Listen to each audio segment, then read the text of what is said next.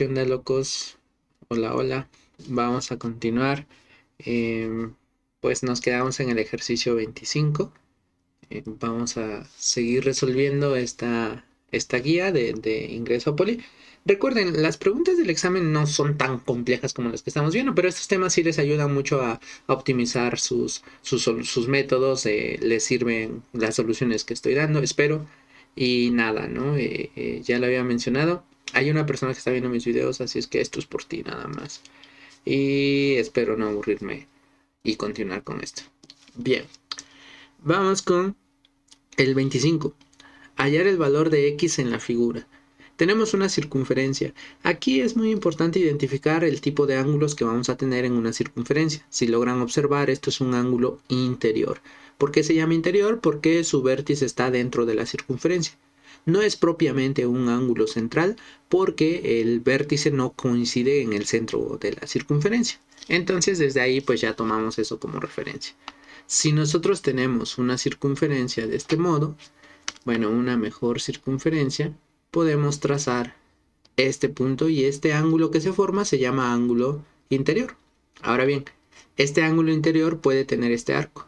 Tenemos el arco de A a B y tenemos el arco de C a D. Si nosotros queremos calcular este ángulo, lo único que tenemos que hacer es la suma, semisuma de los arcos. La suma del arco AB más el arco CD dividido entre 2. Esa es la semisuma. De manera que si aplicamos esto, este sería el ángulo alfa, y el ángulo alfa, que es x menos 10, ¿a qué va a ser igual?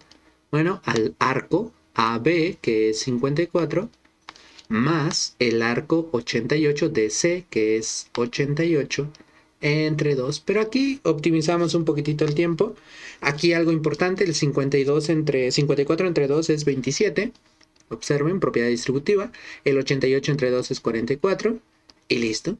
Y si observan, este menos pasaría del otro lado con más. Entonces solo es 27 más 44 más 10. Y eso es igual a 81. De manera que el valor de x, que nos pedía justo ese valor, es de 81.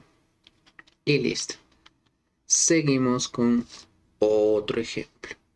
Vamos con el siguiente ejemplo, que es número 26. Relaciona el nombre con el elemento que corresponde de acuerdo con la figura. Bueno, tenemos una circunferencia y solo queremos los elementos de la circunferencia. No hay mucho que hacer en realidad aquí. Tenemos a la circunferencia y vamos a entender al radio como la distancia que hay de un punto del centro a cualquier punto de la circunferencia. En este caso tenemos el centro O aquí. Vamos a usar otro color para distinguir. Tenemos el punto aquí, el origen. Tenemos un punto aquí sobre la circunferencia y este segmento corresponde a un radio. Entonces el segmento OF es un radio, 1 con D. Secante. La secante es una recta que corta a una curva. ¿Okay? Una secante es un segmento de recta que corta a una curva. En esta circunferencia pues tendríamos este valor. Observen, la recta L2 corta dos puntos en B y C. A esa recta le llamamos secante. Entonces el 2 sería con B. Bien. La tangente es una recta también muy especial. La tangente es una recta que corta un punto, toca un punto de esta circunferencia. Ese punto le llamamos punto de tangencia. De manera que el 3 es con L1, es decir, 3 con A. Y el diámetro no es más que una cuerda que pasa por el centro de la circunferencia. ¿Qué es una cuerda? Bueno, pensemos en este segmento. El segmento, esta secante L2 corta en B y en C. Este segmento de aquí a acá recibe el nombre de cuerda. Y este segmento, la porción de una circunferencia, recibe el nombre del arco. ¿Ok? Entonces, ¿qué es el diámetro? El diámetro no es más que una cuerda que pasa por el origen. Y listo. ¿Ok? O equivale a 2 veces el radio. De manera que 4 es igual a C. Y listo. Esa es la elemental. Algo muy sencillo. Vamos con pregunta 27. La medida de un ángulo espacio a una circunferencia es igual a la mitad de la diferencia de las medidas de los arcos comprendidos por sus lados. Entonces, pensemos lo siguiente. Tenemos tres tipos de ángulo en una circunferencia. Un ángulo que se llama central. ¿Por qué central? Porque su vértice coincide con el origen de esta circunferencia. Tenemos un ángulo, en este caso también ya lo hemos mencionado, tenemos un ángulo que puede estar dentro de la circunferencia y ese ángulo se llama ángulo interior. Tenemos un ángulo que puede estar sobre la circunferencia, al menos su vértice, eso me refiero. Y cuando está sobre la circunferencia se le llama inscrito. Y podríamos tener un ángulo que puede estar fuera, o al menos su vértice, fuera de la circunferencia. Entonces aquí observen, tenemos arco A, tenemos arco B, tenemos arco C, tenemos aquí CD, perdón. Aquí solo sería el arco AB. Aquí tenemos el arco AB, CD. Y nada, ¿qué nos dice estas propiedades? Bueno, que el ángulo central, o el ángulo central de esta circunferencia siempre va a ser igual al arco. Y listo. Un ángulo interior siempre es la semisuma del arco AB con el arco CD. Y listo. Semisuma es sumar y dividir entre 2. Un ángulo inscrito sobre la circunferencia es la mitad del arco, siempre. Y este ángulo de acá no es más que la semidiferencia, la mitad de la diferencia, es decir, AB menos CD entre 2. De manera que la medida de un ángulo a una circunferencia es igual a la mitad de la diferencia de las medidas de los arcos comprendidos por su lado, corresponde a un ángulo, la medida de un ángulo exterior en una circunferencia. Y listo, algo también muy sencillo, nada que hacer, pregunta muy elemental. Ahora sí, vamos con este ejercicio. Sinceramente este ejercicio se me hizo muy entretenido. Está muy práctico, voy a tratar de desarrollarlo un poco más, pero está muy sencillo, ¿no? Vamos con número 28. Calcular el área de la región sombreada en la siguiente figura. ¿Ok? Calcular el área de la región sombreada. En este caso tenemos una especie de triángulo y pues si tenemos una especie de triángulo, pues debo de recordar cómo se calcula el área de un triángulo. ¿Cómo calculamos el área de un triángulo? Pues el área de un triángulo lo calculamos con base por altura entre 2. Entonces, para calcular esta figurita, bastará con encontrar la altura, la base y dividir, multiplicar y dividir entre 2. Aquí no hay tanto problema porque ya tenemos la altura. Tenemos el punto aquí que corresponde a un 1. De manera que para estos datos ya conocemos, vamos a ponerle la altura que es igual a 1. Nos faltaría determinar la base. Para hallar la base en la recta real, pues tendríamos que hacerle el siguiente argumento. Imagínense que yo tengo dos puntitos en la recta real. Este es x1 y este es x2. Si yo quiero saber cuál es la distancia de x1 a x2, lo único que tengo que hacer es restar a x2 un x1. Y listo. Ejemplo muy simple. Si aquí vale 3 y aquí vale 7, ¿cuál es la distancia de 3 al 7? Bueno, la distancia es 7 menos 3. ¿Y eso es cuánto? 4. La distancia de aquí a acá es 4. De manera que para saber la base sería estas distancias. De 3 pi medios, o sea, ya tengo el x2, pero me faltaría conocer el x1. Esa es la pregunta. Si x2, vamos a ponerlo acá, vale 3 pi medios, me faltaría encontrar el valor de x1. No lo conozco. Pero lo que sí sé es algo muy importante. Me dan una curva. ¿Ok? Y yo lo único que sé es que para este valor de x1, la imagen de esta función es 1. ¿Qué significa eso? La información que nos está dando este ejercicio es muy valiosa. Me está diciendo que cuando yo evalúe en la función en este x1, voy a obtener un valor importante. F de x1 me tiene que dar 1. Eso es lo que dice, porque este es el punto x1 y esta es su imagen. Ahora bien, ¿quién es la función? Pues la función es 2 veces seno de x, de manera que 2 veces seno de este x1 me tiene que dar 1. Y esto es muy simple de resolver, una ecuación trigonométrica muy sencilla. Tenemos un 2 que está multiplicando, entonces el seno de x1 no es más que un medio. Y me debo de preguntar, ¿cuánto tiene que valer ese x1 para que su seno sea igual a un medio? Bueno, pues aquí vamos a recordar ciertas características. Cuando nosotros empezamos a trabajar con funciones, ángulos notables, bueno, funciones trigonométricas, siempre tenemos como referencia una formulita, una especie de dato para ángulos notables. Tenemos seno, coseno. Contamos del 0 al 4. 0, 1, 2, 3, 4.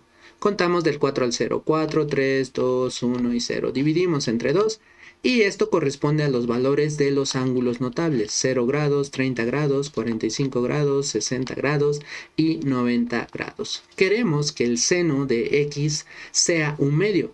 Entonces, en la fila seno tenemos aquí el 1, sería 30. De manera que este xy debe de valer 30 grados. Pero ojo, el valor de x está en términos de pi. Entonces, eso significa que este ángulo en sistema sexagesimal no me sirve para nada. Tendría que pasarlo a radianes. 30 grados a radianes, no debemos de olvidar eso, simplemente es multiplicar pi sobre 180. De manera que esto sería 30 sobre 180 pi. Y listo. Y eso es igual a pi sextos de radián. Entonces, observen lo que hemos descubierto. En realidad, este puntito de acá vale pi sextos. Y ahora bien, pues ya puedo calcular la distancia. No se olviden de lo que estamos haciendo. ¿Qué queremos calcular? La distancia de este punto de pi sextos hasta la distancia de, ponemos acá, 3 pi medios. 3 pi medios. Para saber, porque eso corresponde a la base de este triángulo.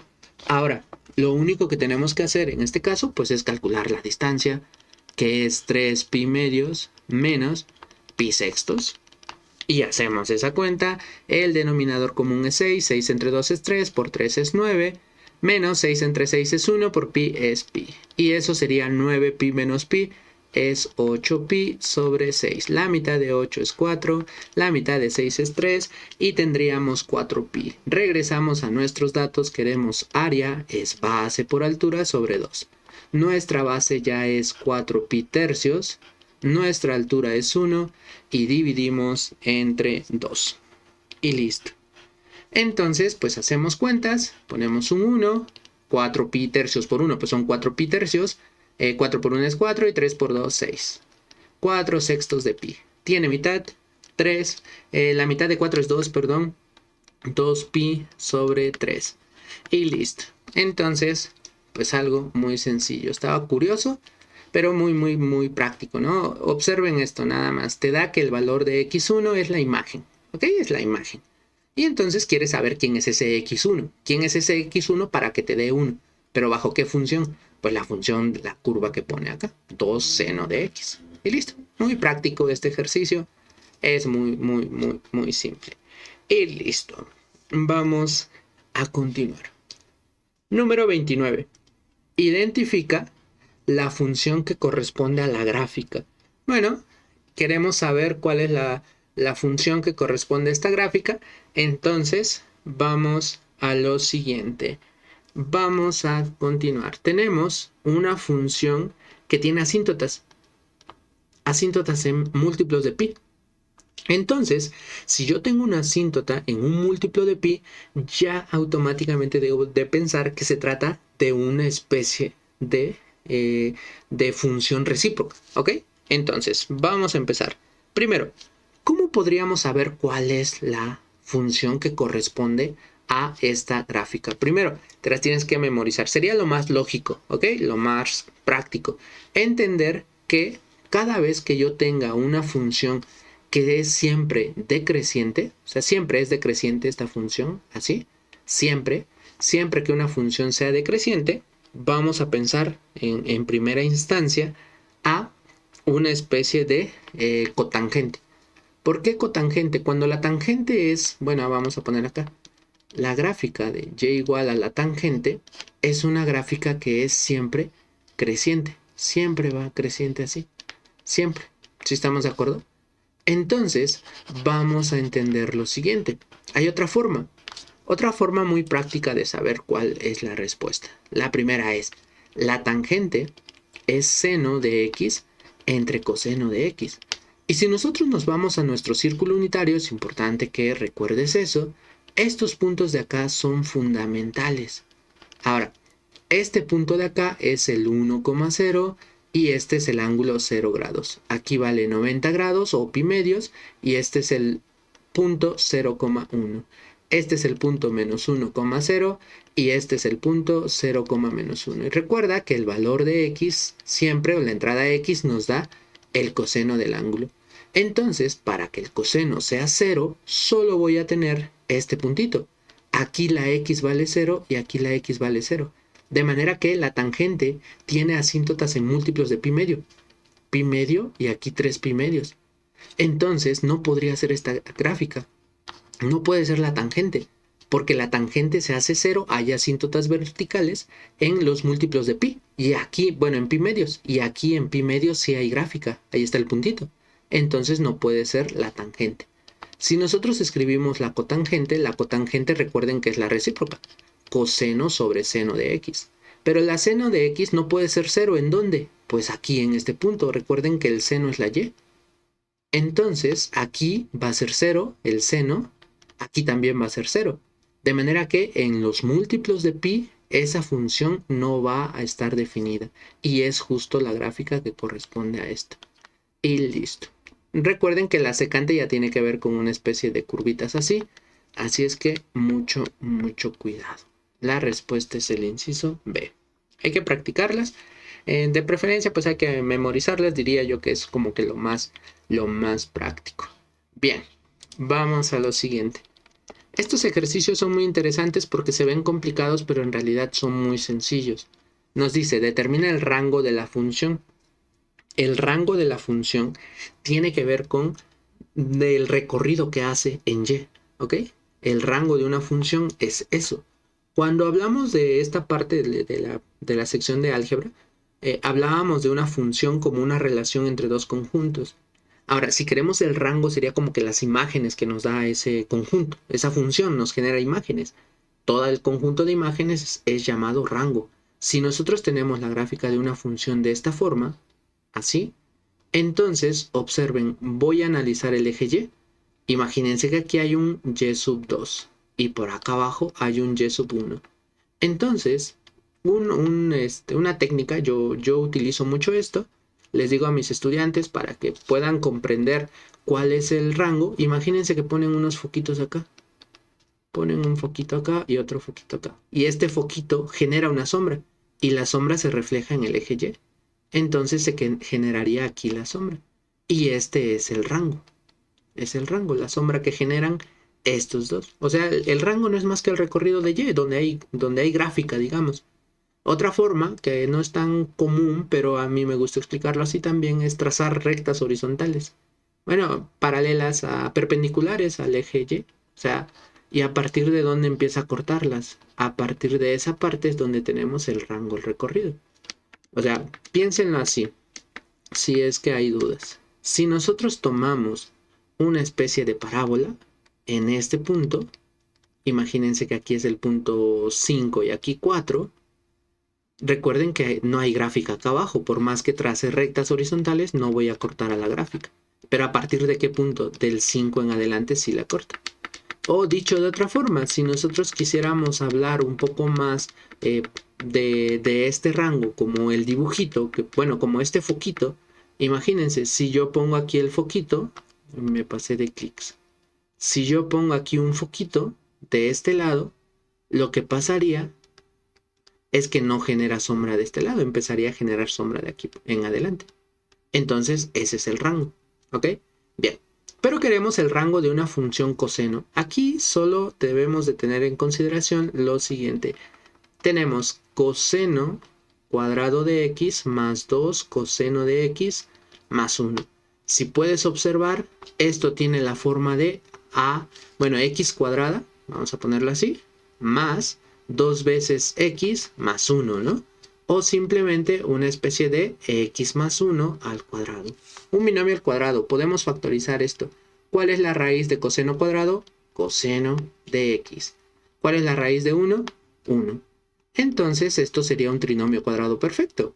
Coseno de x más 1 al cuadrado. y listo, ¿ok? Aquí hay un problema grave si no puedes factorizar esto, si hay problemas con esto, entonces sí hay que revisar las notas pues, de factorización. Recuerda, hay un montón de videos aquí en YouTube, puedes buscar el que gustes y repasar esos temas. Bueno, entonces ya tenemos esta función que es un poco más simple, coseno de x más 1 al cuadrado. Ahora bien, pensemos en lo siguiente. La función coseno, recuerden que la función coseno lo voy a dibujar así o puedo usar el círculo unitario, lo que crean necesario para ustedes. El coseno tiene una amplitud de menos 1 a 1 y siempre inicia, ponemos aquí el 0, 2pi, dividimos en 4 sectores, pi medios, 3 pi medios. Entonces el coseno, la gráfica viene así, baja, baja, baja y sube. Es decir, el rango en realidad de la función coseno de x pues es de menos 1 a 1. Entonces observen lo que vamos a hacer. El coseno de x como imagen siempre va a estar entre menos 1 y 1. Pero yo no quiero saber de dónde a dónde va el coseno. Yo quiero saber de dónde a dónde va el coseno de x más 1. Pues eso no es problema. Puedo sumar un más 1 en todo este sector. Y si yo hago esa suma, observen que pasa menos 1 más 1 es 0, menor o igual a coseno de x más 1, no se puede sumar con este argumento, no olviden que esto solo es coseno de x, y 1 más 1 es 2. De manera que el coseno de x más 1 está entre 0 y 2. Pero yo no quiero eso, yo quiero el coseno de x más 1 al cuadrado. ¿Cómo arreglo eso? Pues elevo al cuadrado aquí, elevo al cuadrado aquí y elevo al cuadrado aquí. De esta forma, ¿qué tendría? Bien, pues 0 al cuadrado es 0, menor o igual que coseno de x más 1 al cuadrado, menor o igual a 4, que es la función en realidad que queríamos analizar, que corresponde a esto, ¿no? Entonces, coseno de x más 1 al cuadrado, ¿de dónde a dónde va a ser su recorrido? Pues de 0 a 4. Y la respuesta es el inciso A. Poco tardado este video, pero nada, espero te estén sirviendo los videos y si no, no pasa absolutamente nada. Bye.